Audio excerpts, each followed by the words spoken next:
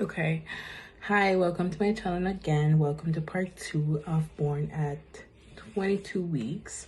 I'm using an iPhone to record this video. I used an Android last time. So we'll just see about the video quality.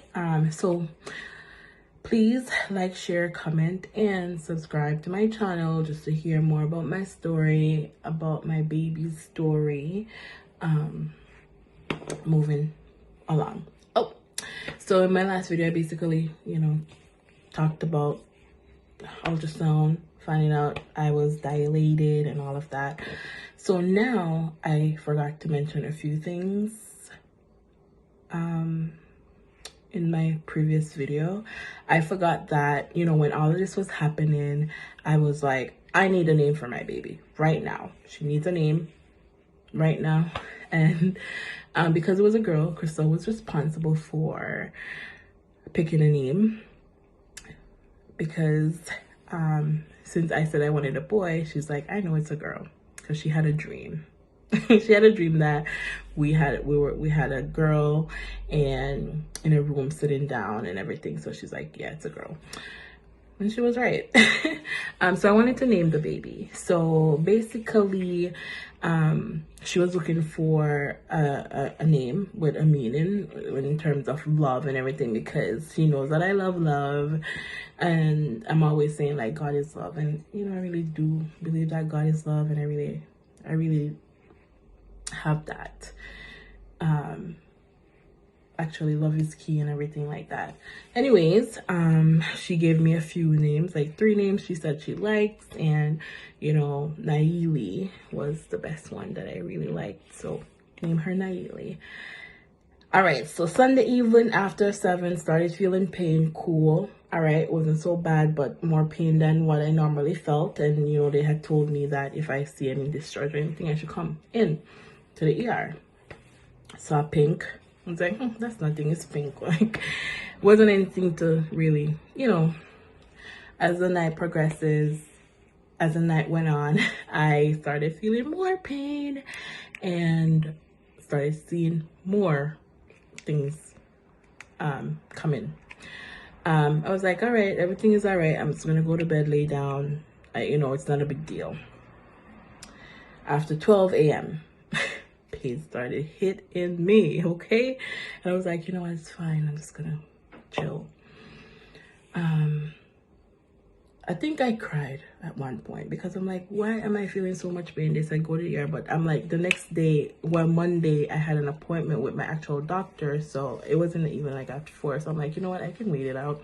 So after 4, I was in so much pain. I went to the bathroom. I was on all fours, yo. I was on all fours in pain. I called my sister. I was like, Crystal was in the bed with me, and she's sleeping because she's tired, and she's trying to comfort me or whatever, but she's tired. So I was in the bathroom on all fours calling my sister. I'm like, girl, oh my God, I'm in so much pain. Like, this hurts. And she's like, oh, maybe, you should go to the ER, call the on-call. So I called the on-call. They're like, obviously, they're going to tell me to go to the ER. I'm like, I don't know if I'm going to go. I'm going to wait out. It was after 6 at this point. My sister, my mom, Crystal was all in one bed with me. I was feeling that pain and I was hungry. So Crystal made me cereal and I had my cereal.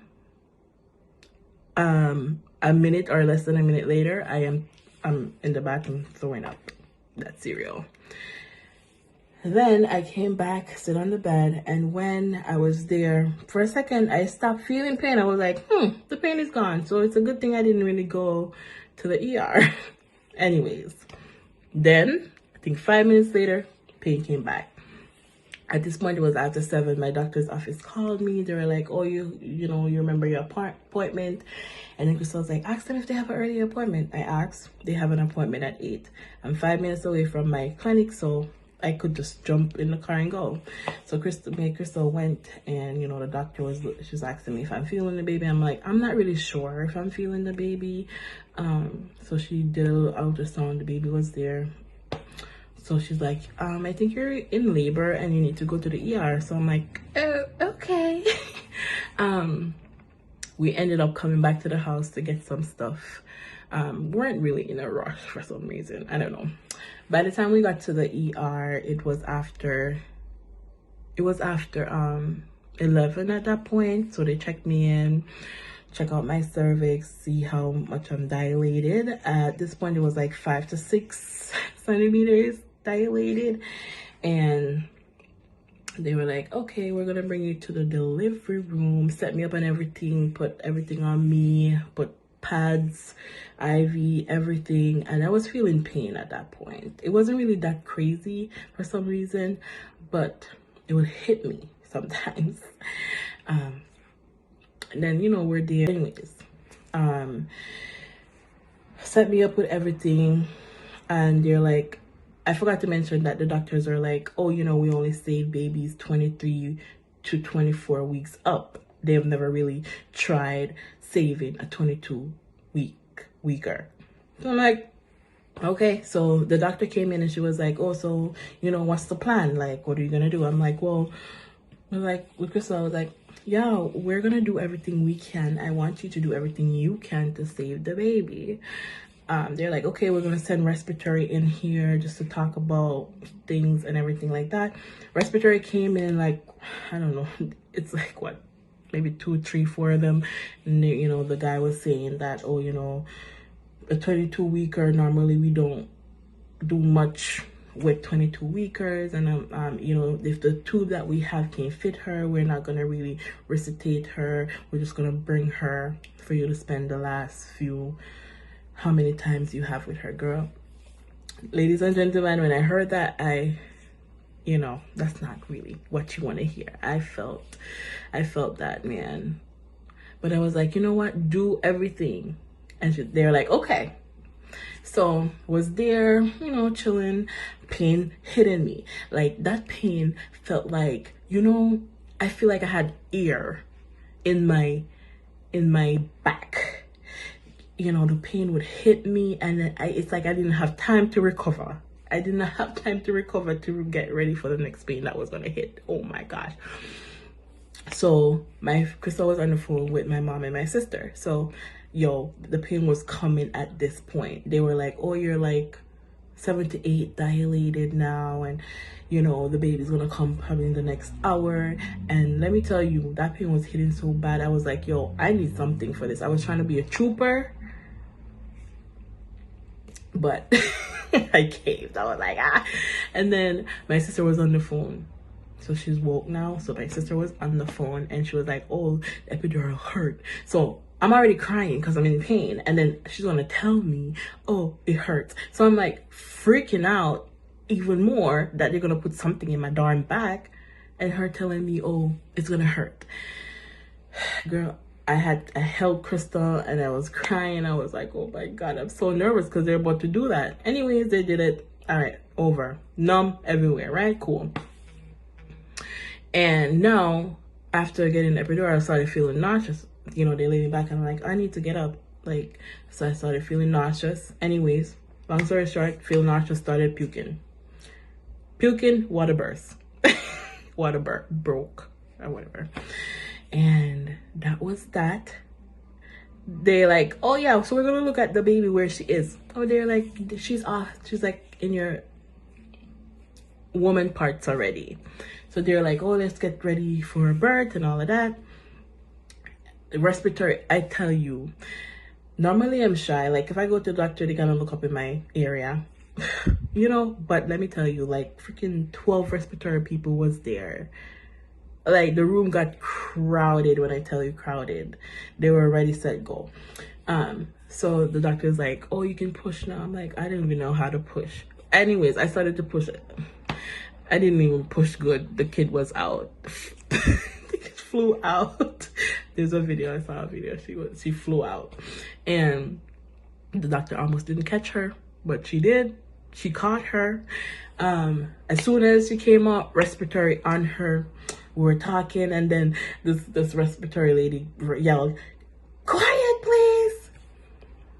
I just stopped talking because they were trying to get the tube inside of her, and you know, they managed to get the tube inside of my baby girl, and they swing her by me, and all I could see was a forehead and eyes, and they're like, touch her little head.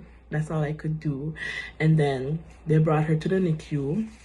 Crystal went with them, and she was on the video call with me, and oh my god, this Nayeli girl, she was so tiny. When I tell you tiny, she was so tiny. She was born Monday at exactly 22 weeks. She was so tiny. She was 1 pound 3 ounces when she was born.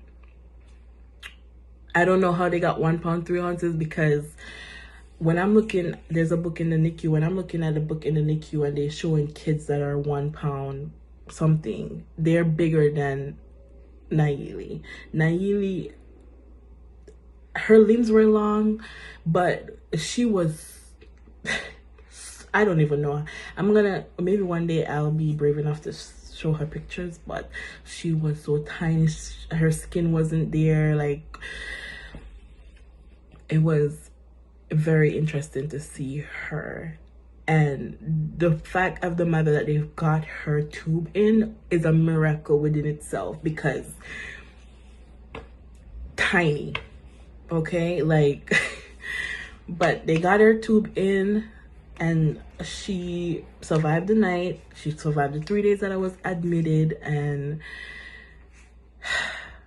yeah, she was born at 22 weeks. And right now we are 2 months, actually we are like 80, I want to say 83, 84 days in on life.